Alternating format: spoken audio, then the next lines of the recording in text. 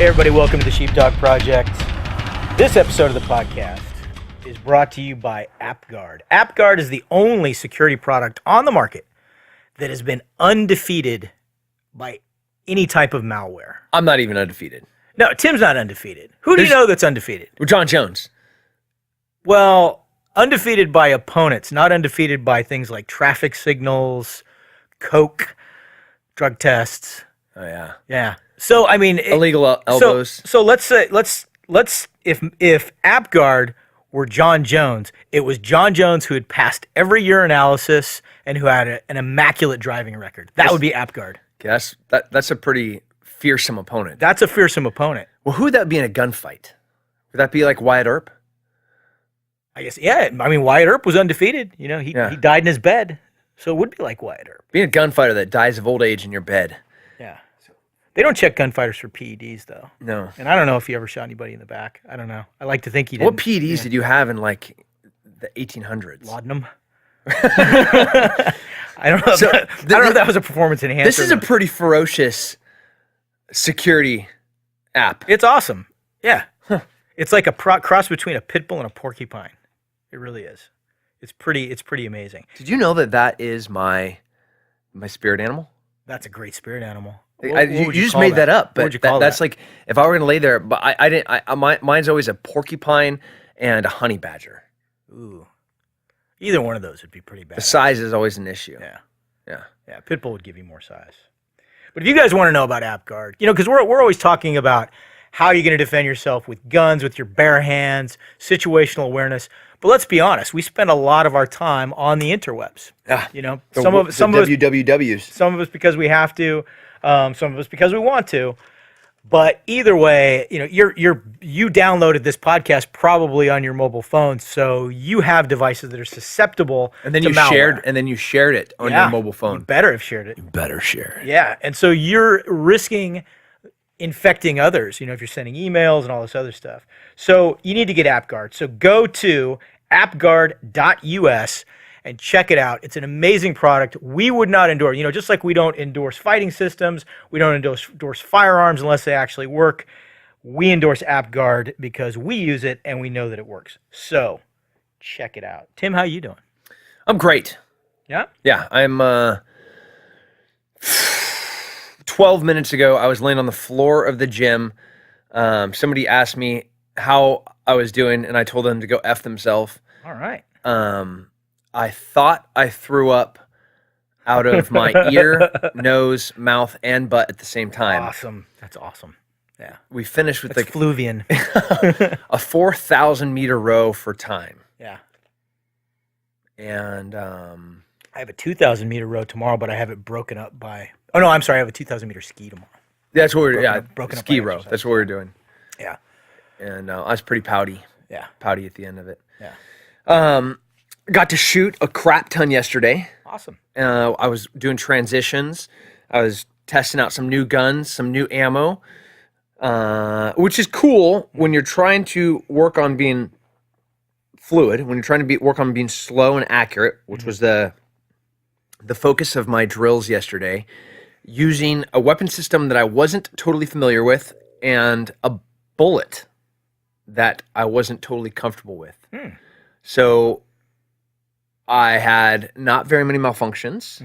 I had a couple, and I normally have zero. And it was just trying to get comfortable with working through the problem of a new system, a new bullet on a new target. I have a 2-year-old son. And I saw the pictures. Yeah. That's awesome. He shot his first gun. Amazing. It's pretty neat for a 2-year-old. It was a suppressed Walther P22. And then we drove around in a tractor. We hopped in a helicopter. We went pig hunting. We went and found an armadillo. He peed on the foot of a cow, which was pretty great.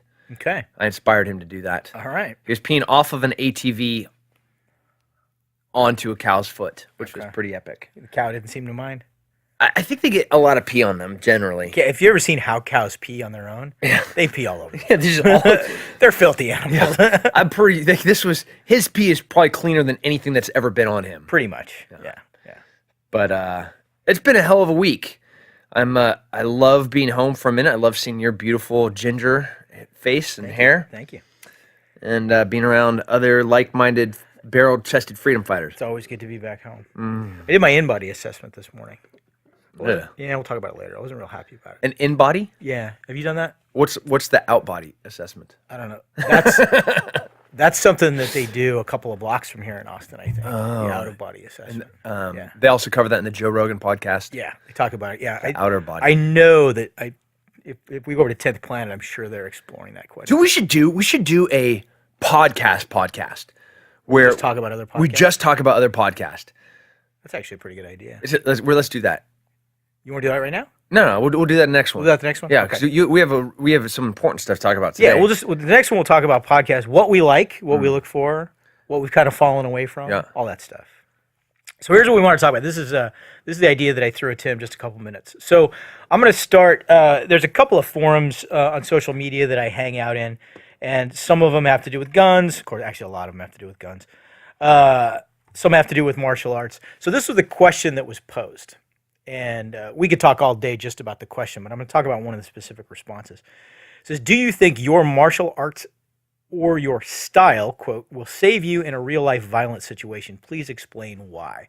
There were a lot of pretty interesting answers to this, actually, by people who had actual anecdotal experience about, martial arts saving them in a fight. There was one particular response to this that I took a little bit of issue with. And on the surface, it doesn't sound like it's too far out of left field, but I just thought it was a little bit too blanket statement. And if you disagree with me, that's probably even better because we can have a great debate about it. But I defer to you on this, being the martial artist that you are. So this was something that somebody posted. Am I a martial artist, or am I like a smash your face against the wall? That is a martial artist. Okay. All right. It's not about katas and beauty and burning incense. I just read this thing. I'm not going to even quote the paper that published it because it was so insightful. Mm-hmm. No, not insightful. Infuriating. What's the word where you viscerally hate something? Viscerally hating something? It was everything around what was wrong with the movie 12 Strong, and that I know exactly the article you're talking about, and I don't even that. Yeah, we won't even mention it. No. That guy infuriates me. I will murder you and drink from your skull. Like, that's what I will do if you come and mess with my freedom, my family, my friends. If that's martial arts, then I love martial arts. Like, I am still so barbaric that I would happily take ale and sip it with my pinky up from the skull of my vanquished foes. And I would high five my friends that were like minded in doing such. Is a martial? So yeah, that qualifies as martial arts. Okay, good. Then we can definitely talk. The only about problem that I have with that is knowing what I know about anatomy. A skull wouldn't be a really good drinking vessel. Even from here up? Well, you'd have to seal. Oh yeah, you talk about just top. Yeah. If you topped it, but see, that's not the one. That little meme that you always see, where it says the problem is we don't drink from the skulls of our enemies anymore. It's severed, and they're drinking from the bottom because they want to see the facial bones. That's weird For impact. No, I'm like the top of the orbital thing there, and the top of the ear canal. Yeah, it's like a big bowl. Yeah, the bone yarmulke. Yeah, that would be. And then maybe I'd put some lacquer in there to seal it up. And that'd be pretty good. I think it'd be fine. You're at a high risk of getting something like Creutzfeldt-Jakob disease or something. Even like after you bleached it, I think I can. Prions are hard to kill, man. I think I can make a skull a pretty delicious dish. Yeah. Okay. I'm not going to dissuade you from that. So here was the comment that I wanted to talk about. So it's this one individual replied when talking about whether or not your martial arts and styles work. He said, "If you're a scrawny geek, I guarantee that any idea you have about beating bigger opponents whom attack you is a fantasy. Quite honestly, you're not Bruce Lee, and half the time a bigger and stronger opponent attacks you, they have an automatic advantage." Now, there are things about that statement that I agree with. I agree with that statement. Do you agree with the statement in its totality? No. Okay. I agree with the last part, that a bigger, stronger person has an advantage. An advantage. Yeah. I 100% agree with that. But speaking of it in a blanket statement, so let's talk about that. And I think you think this too, that all of it's important. Yeah. You have to have we've all been on the mats with people not as big or stronger as us who have exceptional style and can kick our ass. And we've all been on the mats with, that guy who's it's his first day in class and he's a lunk musclehead and he gets his ass handed to him.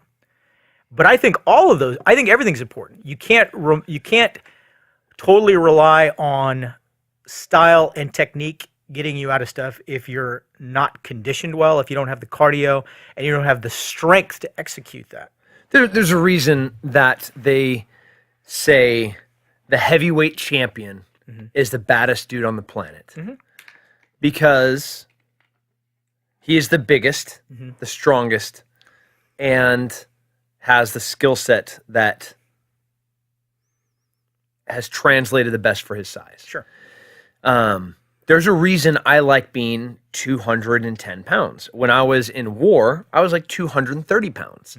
When I was a competitive fighter, I was 185 pounds. And that was as big as I could be and as strong as I could be without losing conditioning or technique. I could get up to 240, maybe even 250, but I would lose flexibility, I would lose conditioning, and I would lose the ability to effectively do technique.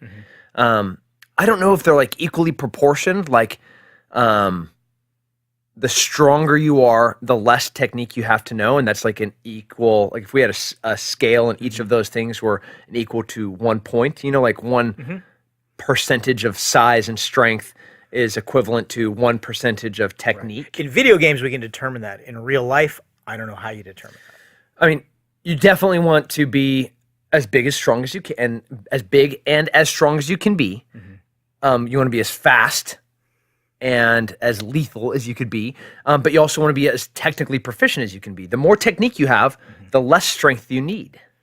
Correct. With that said, two guys with the same technique, the stronger guy is going to win. Absolutely. I don't think anybody would disagree with that. Whether it's strength or cardio, if their technique is identical, then it's a time game. Yeah. They're just going to go at it till one gives out. I would, like if you look at grappling, size has really been, especially in the early days, nullified. You look at the Marcelo Garcias and you look at the Hoist Gracies, they're like little freaking nerds. And that was the first thing that popped into my mind when he used the word scrawny geek, because I've heard, I think I've actually heard an interview where Horian referred to Hoist as the scrawny geek. He is a scrawny geek. And that's why they wanted him in there. That's why they wanted him there to show. And he choked everybody out. Yeah. Everybody out. Yeah. And look how jacked Ken Shamrock was. Yeah. He was on Mexican supplements out the wazoo. Was it Kimbo? Not Kimbo. Who was the guy with the ponytail from Hawaii? Yeah. So, and Hoist beat him, but then Hoist couldn't come out again after that. Yeah, he's so jacked up. Yeah, Chemo. Yeah. He grabbed him by his ponytail and wrapped him up and choked him unconscious. I mean, that's epically awesome. Yeah. You know what happened to his corner man, Josan? That's a great name. He went into porn. No, he's doing a life sentence for rape and murder. That's bad. In California penal system. Yeah. Going to prison for rape isn't a great thing. I mean, I think the tougher road you're going to have is the pedophile route, and everything that happens to you in prison isn't enough, and a lot's going to happen. No, because eventually you'll die, and really that should be going on to you for eternity. Yeah. But the Hoists and the Marcellos, they were pioneers, they were inventors. Hell, they were explorers and recreators of martial arts. Martial arts evolved more in the past 2 decades than it has in the past 400 years. But in the past 5 years, the advantages that they had with technique were lost to size and strength and athleticism. Right. When you had Matt Hughes come in and thump up a Gracie because he was bigger and stronger. Yes, he had technique. Yes, he was a collegiate wrestler. Yes, he understood grappling to a degree. Was he as technically proficient as Hoist? No. Or BJ Penn? No. But his size and strength and athleticism was able to neutralize the technique of the other guy. So if you look at the really massively successful martial artists right now, you do see a common theme. Yeah, they're really good. Yes, they're exceptionally talented, gifted martial artists, but they're physical specimens. You know, they have abs on top of their abs and pecs that are stacked, you know, like a Navy SEALs. You know, God, they're just so gorgeous. Just like chugging along, dunk, as they run with every stroke and pump of their arms, and you can see the flex of their shoulder deltoids and Sinew. yeah. God, look at those. Sweat glistening. Yeah. Yeah. But they're monsters, and it's for a reason. Yeah. It's because it's important. And you know, if somebody walked in right now and through that door right there and tried to give it the good old 1-2 to you and me, we'd both shoot him. But I'm a big, strong guy. You're getting stronger by the day. That's a huge advantage. The technique that we have, you know, I'd love to take one of these things that's sitting along these walls and smash it through their face. It's just going to be raw violence. And size and strength really lend themselves to being big and strong. And I have noticed since I've revamped my fitness program, it has drastically affected my jiu-jitsu. My stamina in a roll is much better. I feel stamina. Yeah, I feel way more like I'm in control, like I'm able to control my opponent. I notice my strength. I'm able, just little things like posting up and pushing back against people has gotten a lot easier. And my durability. Yeah. Recovering, not getting hurt as often, and if you do get hurt, those little tiny micro injuries, you recover faster. Yeah, so nice. I like in a 10-minute roll, not really doing anything for the first 4 or 5 minutes besides smashing. Yeah, you do that. That's what I do. Yeah. And in a fight, which is 1 minute, that's going to happen the first 20 seconds. Yeah. I'm just going to smash. And if you survive that first 20 seconds, I'm going to move on to taking your soul and eating it from your friend's skull that I also just crushed, and what we talked about a moment before in the opening is just sipping from. And I've noticed, not only from rolling with you, but from watching you roll with others, you like to saute your meat. You saute for a while, and then when it's ready, you start to stick a fork in it. You know, like us in Texas, low and slow. Yeah. That's how you barbecue. Like a brisket. Yeah. You know where I was going with that. Yeah, exactly. Yeah, low and slow. Yeah, but sometimes there's times to turn up the heat. Now, I think if you look at my career, there's times that like when I fought Michael Bisping, there was no low and slow. From the moment that bell sounded, I crushed his entire purpose of existing. That was a tiring fight to watch, by the way. Yeah. When I fought Robbie Lawler, the moment that bell sounded, I went at him with both guns blazing. Every time a helicopter touched down and you get that little brownout, you'd see the static ring on the rotors, and then it would pull up and fly out. From that moment until we were walking to exfil, I was in murder everything I see mode. There was no sauteing. There was no low and slow. It was unfiltered, unadulterated violence. And I think it's important to be able to have and be comfortable with and being confident in your body, being able to be on that switch. Technique's important. When I train to get better, Paulo Brandao, my jiu-jitsu coach, he will make me do one thing. Like this whole entire hour, you're allowed to do this one submission. And I'm trying to hit it from every single position with the weirdest setups, and that is forcing me to not use my size, my strength, and my athleticism. That's forcing me to get better because technique's important. Right. And when I'm drilling with other really high level black belts, we don't even roll. We like flow because we are trying to perfect. We're trying to practice perfectly, just like shooting, the motion, so that when I do need to turn on that switch to athletic, to violent, to powerful, I'm going to do it right. Right. Do you find that I've rolled at a few different places, and I'm 100% sure you've rolled it probably 20, 50 times more places than I have. And I've seen a couple of different schools of thought. I've been to jiu-jitsu academies where, all right, we're going to take the first 30 minutes that you're here because to get you in shape, almost like, like we're a fight team, or this is your gym class, whatever it might be. Yeah. And, the first 30 minutes, you're pretty, before you go into any type of technique, you're pretty tired. You're pretty worn out. Yeah. That was a couple of the first places that I went were like that. Phil Cardelia's was like that here in Austin. Yeah. He was known for his just hammering warm-ups. Maha Senki in San Antonio, known for hammering warm-ups. And then when I went to Team Rock in Fayetteville, it was it was shout out to Greg.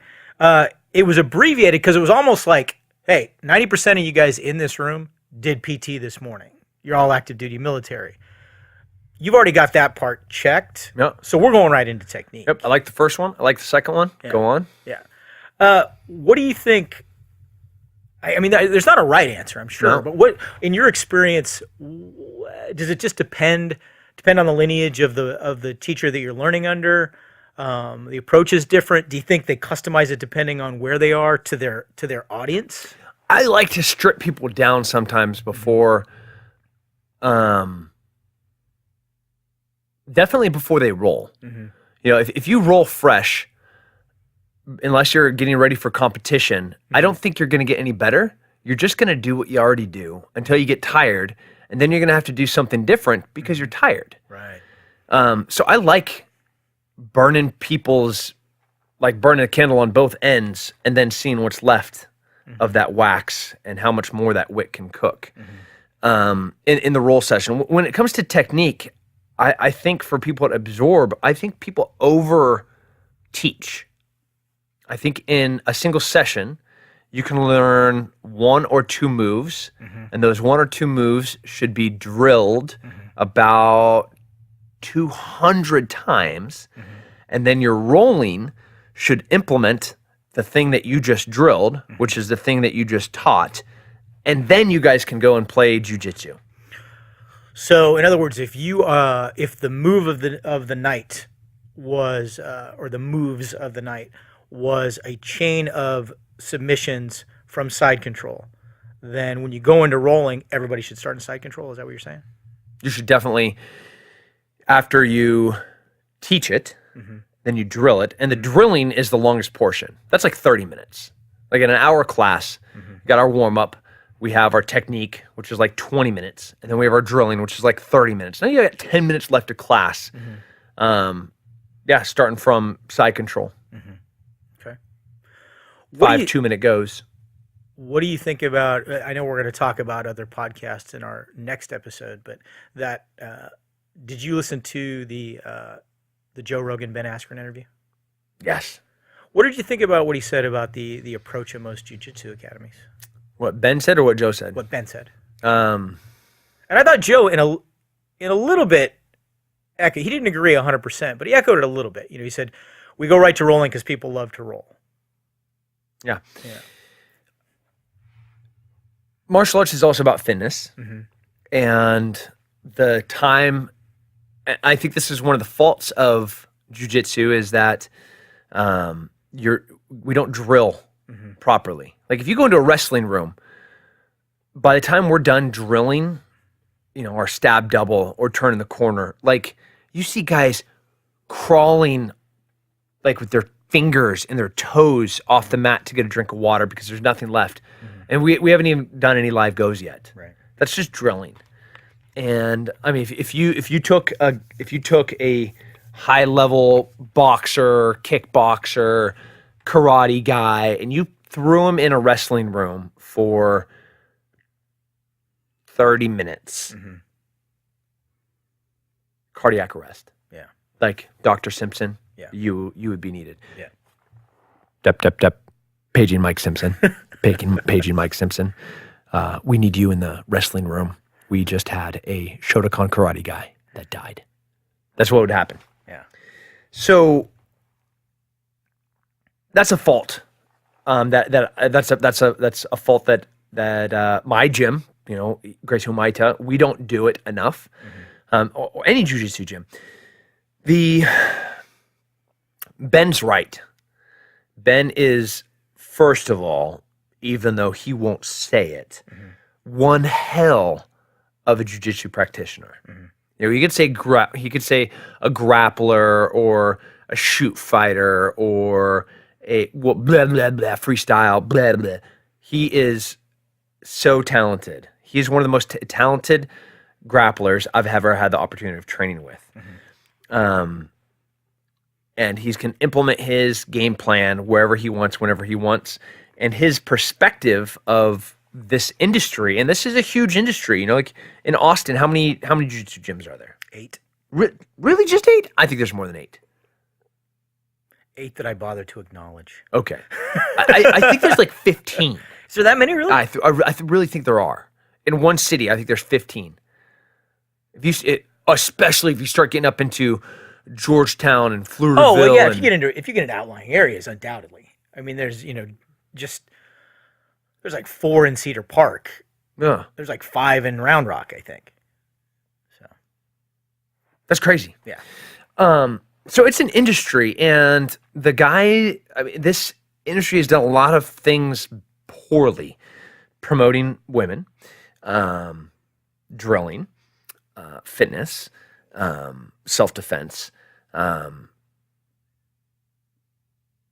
clearly demonstrating that size matters, to bring it back. Like these are important things. And Ben Askren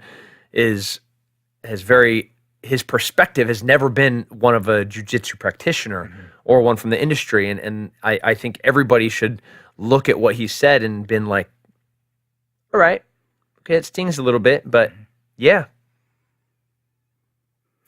Like anything, I mean, if anything that wants to evolve has to be willing to adapt, and it has to be willing to accept input from the outside. And him coming from a wrestling background, certainly understand why he has the opinion that he has. But I think if we look at the work ethic of wrestlers, if we look at how hard wrestlers are to break down, and he talked about that on Rogan's podcast, and I think he's 100% correct. I think there are a lot of things that jiu-jitsu could probably take from wrestling in overall approach, and everything has to evolve. I mean, if you look at the evolution of mixed martial arts from 1993 to today, it's like, nobody in the beginning, jiu-jitsu was, nobody knew it, but jiu-jitsu was king, and then jiu-jitsu was king for a long time, and then people started to come up on the jiu-jitsu, and then at some point everything kind of turned on its head, and that got figured out. Like I'm equal to you in jiu-jitsu, but my Muay Thai is so much better that when you come in and try to do jiu-jitsu, I'm going to clench you up and I'm going to do this to you. And now we've moved into this phase where how many of the current champions have a wrestling background in the UFC? All of them? I think so. Stipe, Yeah. heavyweight, NCAA, Daniel Cormier, Yep. Olympian. Yep. Who's the 185 champ right now? There's 3 of them. Right, we got 2 interims, and then I show like from Jacare, Luke, and the Australian.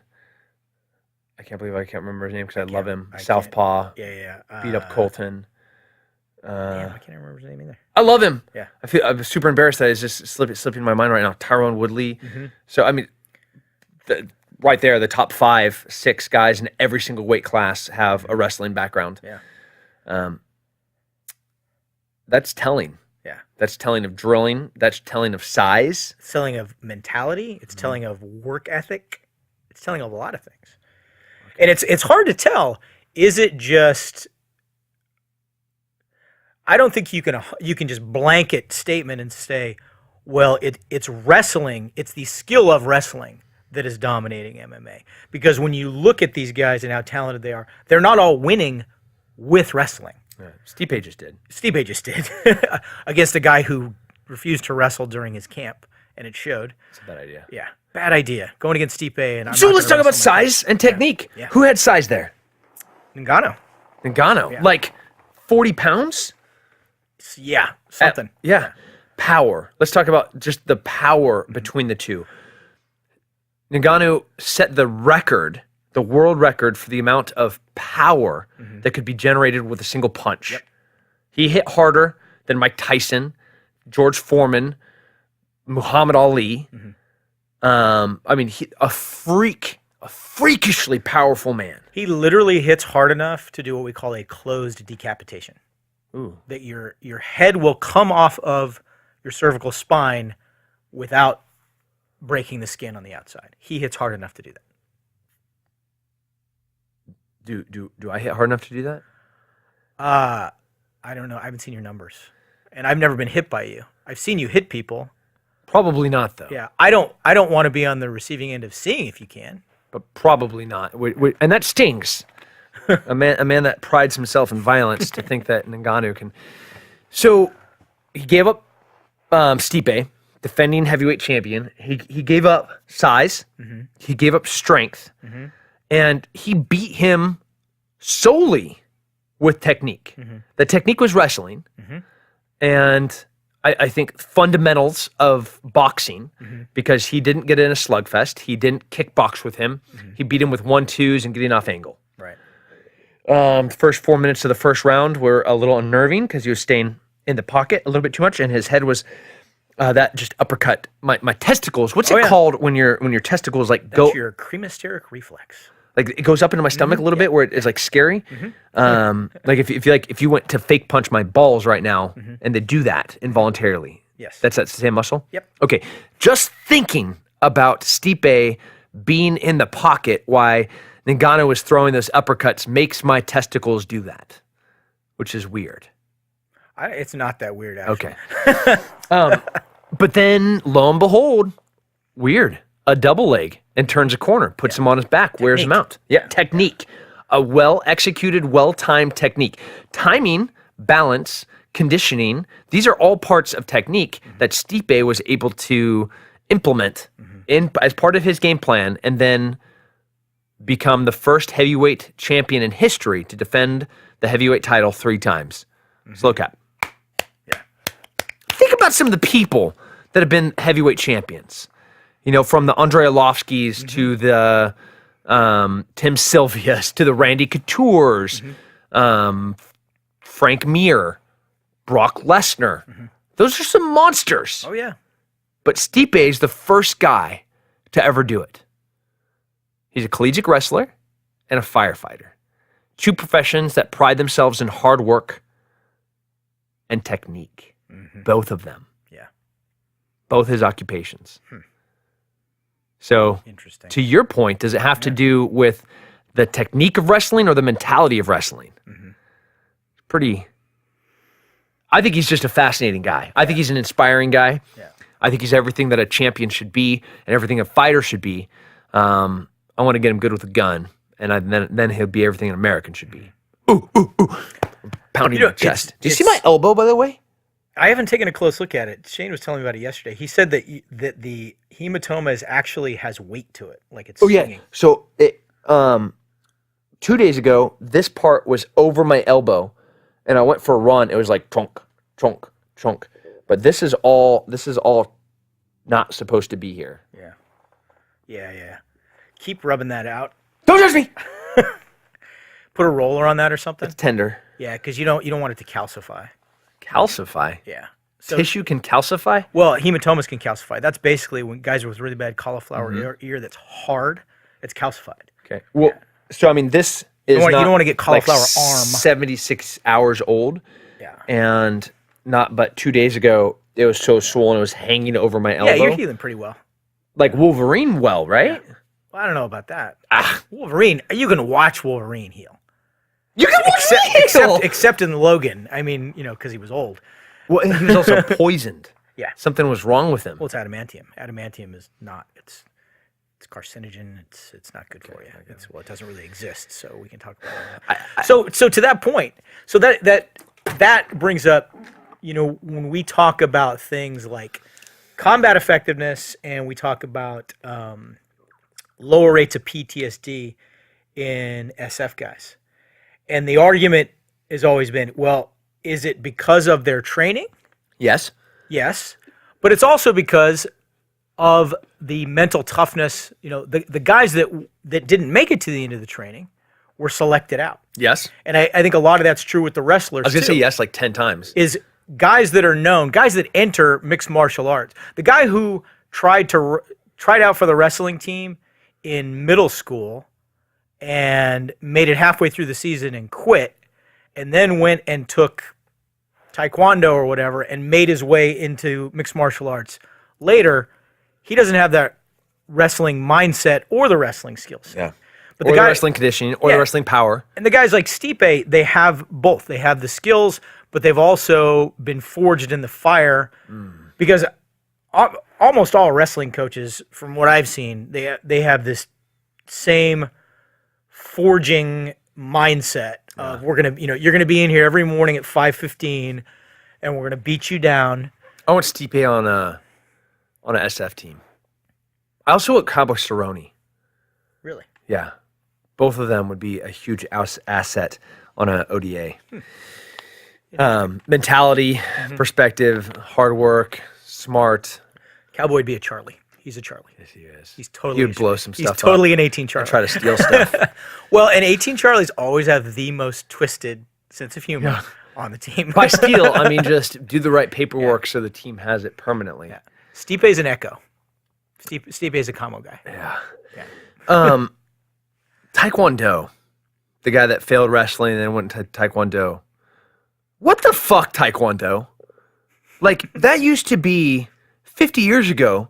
That was a badass sport. Spinning heel kicks to the face, breaking dudes' legs.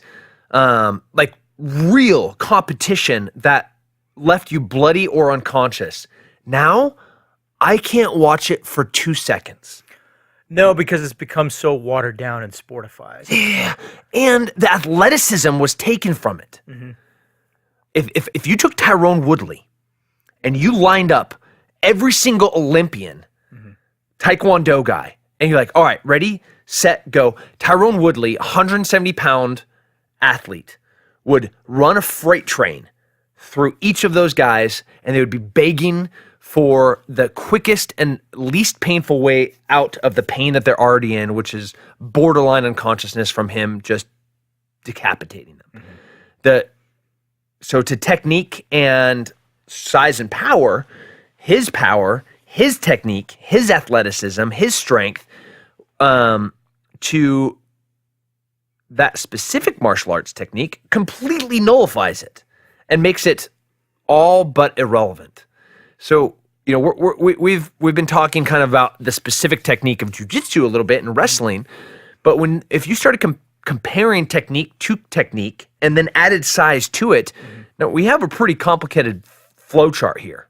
That if we were like in the Matrix and I was like, okay, what do I want to download? I'd be like, ooh, I don't want that one. I'd take Kung Fu. I'd take some Shotokan Karate. I'd definitely take all the different wrestling I could get my hands on. Give me that collegiate right there. Yeah, give me that freestyle right there. Oh, you want that Greco? Yeah, I want that Greco. Some jiu-jitsu? Yeah, give me that jiu-jitsu.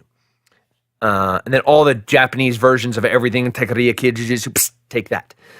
Muay Thai? Yeah, boxing. But there's some martial arts where I'd like, hard pass. I don't want that one. So not only is strength and technique equally important, but there are different types of technique.